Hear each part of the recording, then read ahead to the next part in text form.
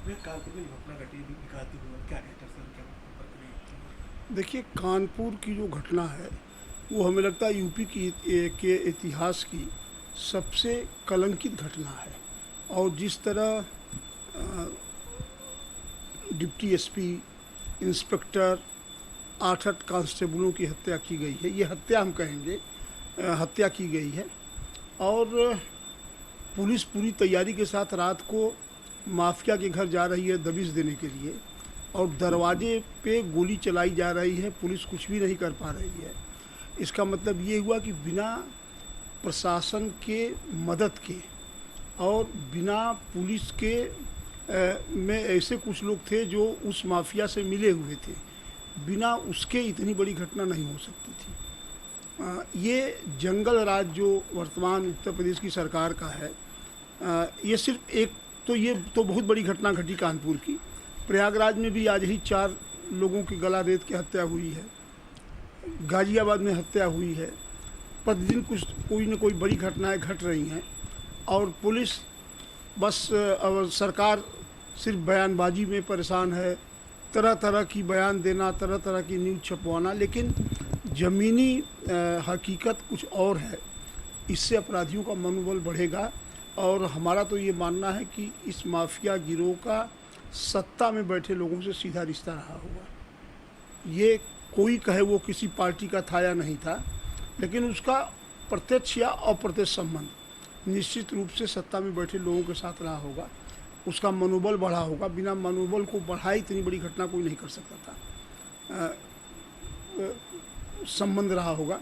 सरकार को निष्पक्ष रूप से पूरे प्रकरण की जांच करानी चाहिए कि किन किन लोगों से उसका संबंध रहा है, उस माफिया का, और किन किन लोगों ने उसकी इस घटना को अंजाम देने में मदद की है।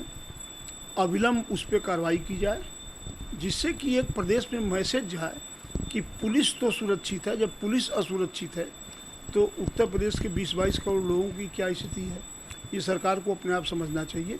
और हमें लगता है कि सरकार यदि इसमें विलम्ब करेंगी तो प्रतिदिन इस तरह की घटनाएं घटती जाएंगी। सरकार को नैतिक रूप से इस घटना की जिम्मेदारी स्वयं लेनी चाहिए, सरकार और सरकार के मुखिया को, और नैतिक जिम्मेदारी लेते हुए उन्हें ये कहना चाहिए कि या तो मैं अपराध को रोकूंगा, नहीं तो मैं सत्ता को छोड़ दूंगा। अगर बात की जाए तो जो अपराधिक प्रवृत्ति के लोग थे, उससे लगभग 60 से ज़्यादा मुकदमा दर्ज है जी। उसके बावजूद भी जो है प्रशासन नहीं उसमें उनको पकड़ पाया, ना ही शासन कर सकते, तो इस पर क्या? देखिए, अभी मुझे मालूम हुआ कि 60 से ज़्यादा मुकदमे उन पे थे, उस माफिया पे, और उसकी एक फ़ोटो वायरल हो रही है जो जोगी जी के साथ है, जोगी जी को नमस्ते कर रहा है। तो जो मैं कह रहा हूँ कि इसकी निष्पक्ष जांच होनी चाहिए। अब यदि मुख्यमंत्री के सामने वो खड़ा है, हो सकता है मुख्यमंत्री जी उसको न पहचानते हो, मैं मान रहा हूँ, लेकिन वो मुख्यमंत्री के का जो इतना सुरक्षा घेरा होता है, उसमें वो व्यक्ति यदि चीफ मिनिस्टर के सामने खड़ा होकर उन्हें नमस्ते कर रहा है, तो ये तय है कि प्रशासन में यदि मुख्यमंत्री जी उसको नहीं भी जानते हैं तो प्रशासन से तो उसका रिश्ता है, और इस रिश्ते की ही वजह से वो मुख्यमंत्री के नज़दीक पहुंचा है।